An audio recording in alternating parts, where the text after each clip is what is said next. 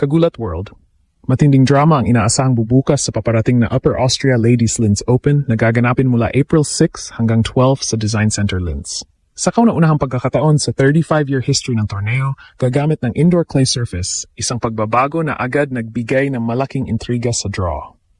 Isa sa pinag-usapang posibilidad ngayon ay ang posibleng paghaharap ng Pinoy tennis sensation na si Alexandra Ala at ang Czech Grand Slam champion na si Barbora Krejcikova. Kung mangyari ang matchup na ito, siguradong magiging isa ito sa pinakamainit na laban ng buong tournament. Si Krejcikova ay isang two-time Grand Slam champion at dating world number 2 na kilala sa kanyang tactical intelligence at calm execution sa malalaking laban. Bilang isang direct entrant sa main draw, inaasahang isa siya sa mga pinakamalakas na contenders. Samantala, papasok naman si Ayala bilang isa sa mga racing stars ng WTA Tour at inaasahang kabilang sa mga seeded players ng draw. Depende sa bracket placement, maaring magkita ang dalawa sa quarterfinals o semifinals. Isang senaryo na maaring maging malaking turning point sa clay campaign ng Filipina star. May isa pang dahilan kung bakit lalong kapana-panabik ang posibleng laban na ito, ang tinatawag ng fans na Czech Republic curse. Sa kasalukuyan, may 0-13 record si Ayala laban sa mga Czech players sa iba't ibang tournaments mula ITF hanggang WTA level. Kasama sa listahang iyon ang ilang kilalang pangalan tulad ni Marketa Vondrousova, Karolina Muchova at mismong si Krejcikova na natalo si Ala sa isang 3 set na laban sa Wimbledon noong 2025. Gayunpaman, maraming observers ang naniniwala na maaring magbago ang takbo ng kwento sa pagkakataong ito. Ang indoor clay setup sa Linz ay maaring maging malaking factor sa laban. Ang surface na ito ay kilala sa mas mabagal na bounce at mas mahahabang rallies. Mga kondisyon na maaring magbigay ng advantage sa playing style ni Ala.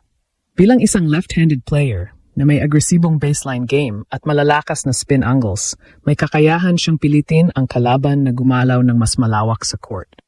Kung magagawa niyang panatilihin ang pressure sa baseline at kontrolin ang tempo ng rallies, may posibilidad na mabasag ang matagal ng Czech hurdle sa kanyang career. Sa social media, ramdam na ramdam ang excitement ng fans habang hinihintay ang official draw. Maraming Pilipino ang naniniwala na kung mangyari ang rematch na ito at makuha ni Ayala ang panalo laban sa isang Grand Slam champion, hindi lamang ito magiging malaking upset. Maari rin itong magsilbing momentum boost para sa kanyang clay season at sa kanyang pangarap na makipagsabayan sa pinakamalalaking pangalan ng WTA Tour. Matinding excitement ang bumabalot ngayon sa simula ng bagong yugto sa karera ng Pinoy tennis star na si Alexandra Ayala.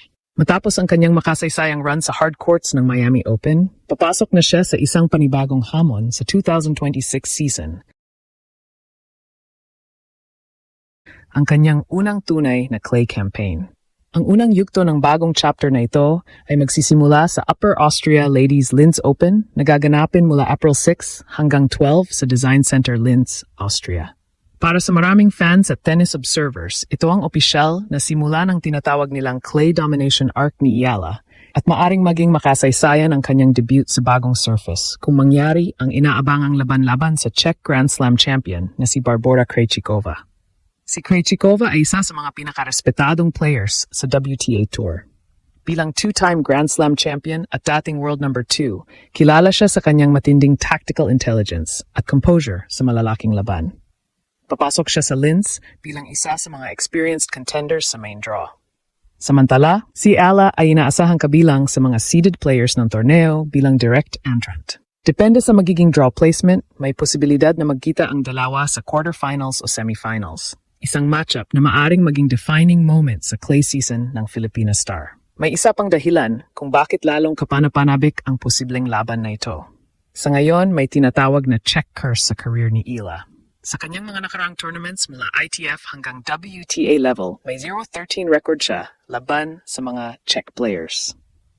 Ilang kilalang pangalan tulad ni Marketa Vondrousova, Karolina Muchova, Linda Noskova at maging si Krejcikova ay naging bahagi ng seryeng iyon ng mga pagkatalo. Sa nakaraan, nahirapan si Ayala sa kanilang flat-hitting precision at strategic shot placement, lalo na sa hard at grass courts.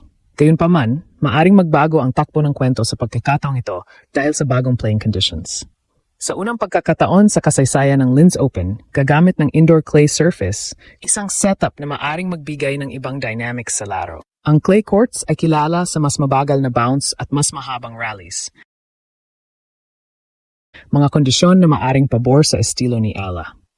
Bilang isang left-handed player na may malalakas na spin shots at agresibong baseline game, may kakayahan siyang pilitin ang kalaban na gumalaw ng mas malawak sa court.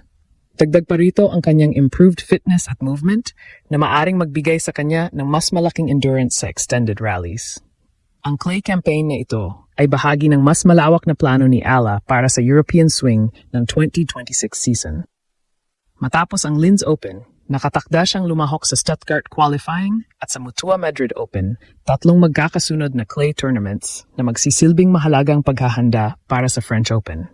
Dahil kakaunti lamang ang ranking points na kailangan niyang idepensa mula sa nakaraang taon sa clay, may malaking pagkakataon siyang makalikom ng bagong points at muling maabot o malampasan ang kanyang career high ranking. Habang hinihintay ng fans ang opisyal na draw ng torneo, patuloy ang pag-init ng usapan sa social media. Maraming Pilipino ang sabik makita kung mangyayari nga ang inaabangang rematch laban kay Krejcikova. Para sa kanila, ang laban na ito ay hindi lamang tungkol sa isang panalo sa tournament. Ito ay maaring maging unang hakbang sa pagbasag sa matagal ng Czech hurdle sa kanyang career at simula ng mas malalim na run sa clay season. Kung sakaling mangyari ang matchup na ito sa Linz, isang bagay ang malinaw. Ang laban ay maaring magsilbing mahalagang turning point sa paglalakbay ni Alexandra Ayala patungo sa mas mataas-tas ng WTA Tour at sa kanyang pangarap na makipagsabayan sa mga pinakamalaking pangalan ng tennis. Matinding pagkakataon ang maaring magbukas para kay Alexandra Ayala sa kanyang clay debut sa Upper Austria Ladies Linz Open na gaganapin mula April 6 hanggang 12 sa Design Center Linz. Sa unang pagkakataon nagagamit ang torneo ng indoor clay surface sa loob ng mahigit 3 dekada nitong kasaysayan, may posibilidad na magtagpo ang Filipina rising star at ang Czech Grand Slam champion na si Barbora Krejcikova. Kung mangyari ang matchup na ito, hindi lamang ito magiging isa pang laban sa draw. Maari itong maging mahalagang sandali sa career trajectory ni Ayala. Isa sa mga pinakamalaking storyline sa posibleng bakbakan na ito ay ang tinatawag ng fans na Czech hurdle sa kanyang career. Sa mga nakaraang taon, ilang beses nang nakaharap ni Ayala ang mga manlalaro mula sa Czech Republic sa iba't ibang tournaments mula ITF hanggang WTA level. Kabilang sa mga naging kalaban niya ang mga kilalang pangalan tulad ni Karolina Muchova, Linda Noskova at Marketa Vondrousova. Ang mga Czech players ay kilala sa kanilang tactical discipline at precise shot placement. Mga katangiang madalas nagiging hamon para sa mga batang rising players sa tour.